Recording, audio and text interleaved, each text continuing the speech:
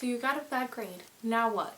Hello there, pretty people of the internet. My name is Annika, and today I want to talk to you about getting a bad grade, how to deal with it, and how to move forward.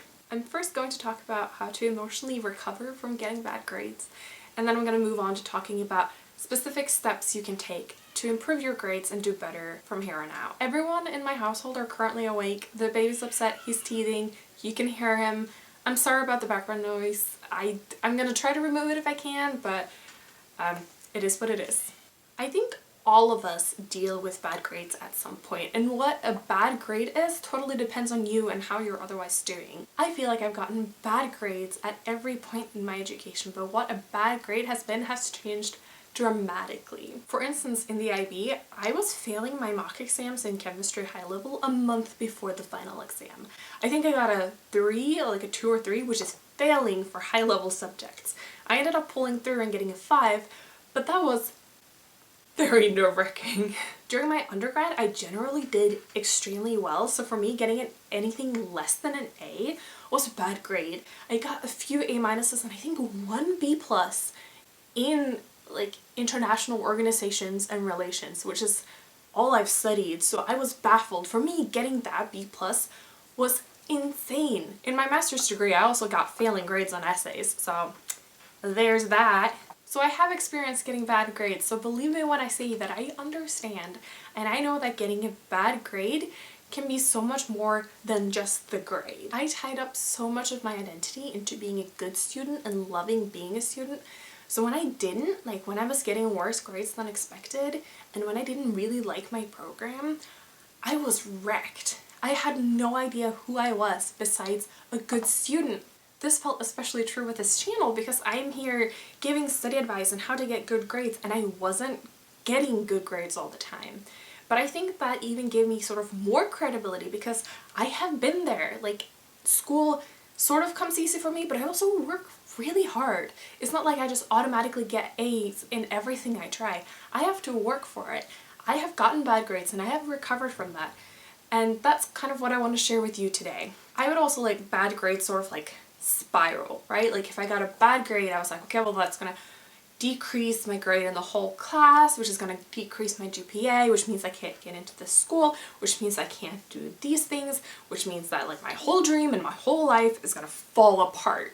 That's not true. If you are one of those people who have sort of tied up your whole identity into being a good student and getting good grades, I see you, I feel you, we can overcome. Sure, for certain things, having good grades really helps or might even be necessary, but those are very few things. If you've always wanted to go to one specific school and your grades won't allow you to do that, you need to figure out other ways to get in, doing other activities, getting better letters of recommendation, doing more to get involved, or you need to adapt your plan and find another school that works better for you. So if you feel doomed by getting a bad grade, if you feel like, who even are you if you're not doing well, this is what I want you to do. It might sound cheesy, but I need you to actually physically do it because it works. I need you to pull out a piece of paper and then write down everything you are besides a good student. I need you to write down if you're a dancer, if you're a sister or a brother, are you an aunt or uncle? Do you have kids yourself?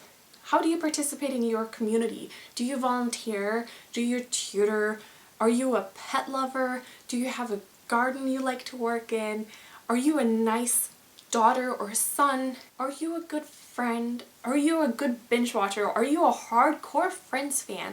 I need you to write down every single thing you've used as a marker for your identity besides being a good student. Now take that piece of paper and put it up, preferably on your desk or the place you study, so that every time you sort of start spiraling or start thinking about how sort of your whole identity is falling apart because of this bad grade or how you're doing and it's stressing you out, I want you to look at it, take a moment to appreciate that you are so much more than your grades. Your grades do not equal your self-worth. You getting one bad grade or a grade that's worse than you wanted, or even a bunch of grades that's worse than you wanted, even if all your grades are bad, that does not mean you are bad. Now that you've done that, you've looked at it, you've appreciated that you are so much more than you are giving yourself credit for, you're so much smarter than you're giving yourself credit for, you have worth independent of your academic success, we can move on to the practical tips for recovering and doing better after getting poor grades. Before you start specifically looking at what you did wrong, I want you to really honestly reflect on how you felt you did.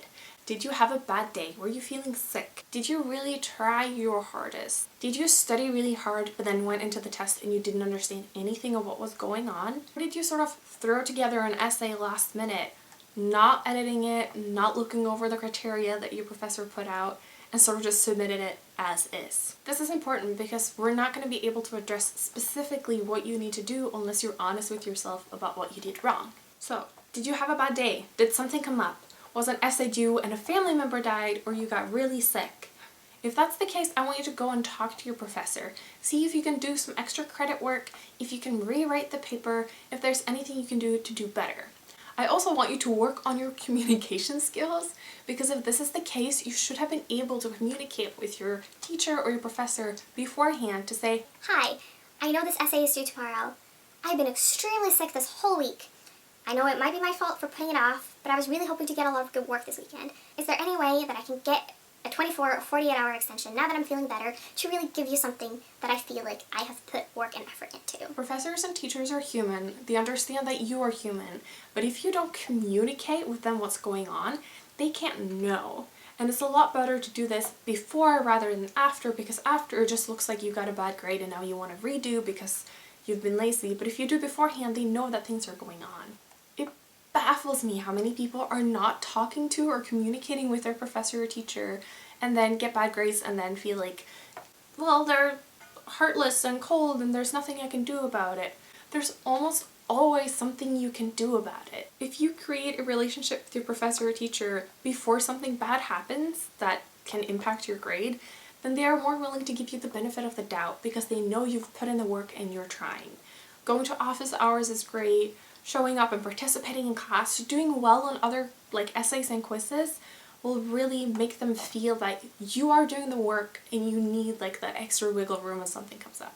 If you really studied hard for that test and you feel like you put your best foot forward and you still did poorly, I want you to reconsider how you're studying. Are you studying for the wrong format? Are you using the wrong resources when you were studying? Did you follow the instructor's notes or recommendations on what was going to happen? Did they put out a study guide that you completely ignored? Did you study hard but didn't actually memorize any of the material? Try to take a hard look at what went wrong so that you can remedy that, and for the next test or for the final exam you can do better. If you got a bad grade on a homework assignment, an essay, or a midterm, great news! You still have time to recover. I want you to pull out that test, pull out that essay, and I know it hurts. It really hurts, but I need you to look at the comments and look at what you got wrong. You can't do better if you don't know where you did wrong in the first place. If there's not a lot of feedback, first of all, that's a shitty teacher or professor. Second of all, go and seek them out to try to get more individualized feedback. If you can't figure out from the comments on your essay or on your test where you went wrong, go and talk to the professor or teacher, go and talk to a TA, go and talk to a tutor, go and talk to an academic resource or success center. There are so many people out there who specifically want to help you do better, and I want you to utilize those people now. Did you simply not understand the material? Did the test confuse you? Did you study from answers you found on Google rather than the notes you took during class? These are things you need to consider so that you can change your study habits and do well the next test. If you did poorly on an essay, ask the professor if you can rewrite and resubmit. They might not allow you to do so in order to get a better grade, but if you can resubmit and get more feedback, then you're continuously learning what you need to do better for this professor or teacher. Remember, all professors and teachers are different and they want different things. They have different expectations from you.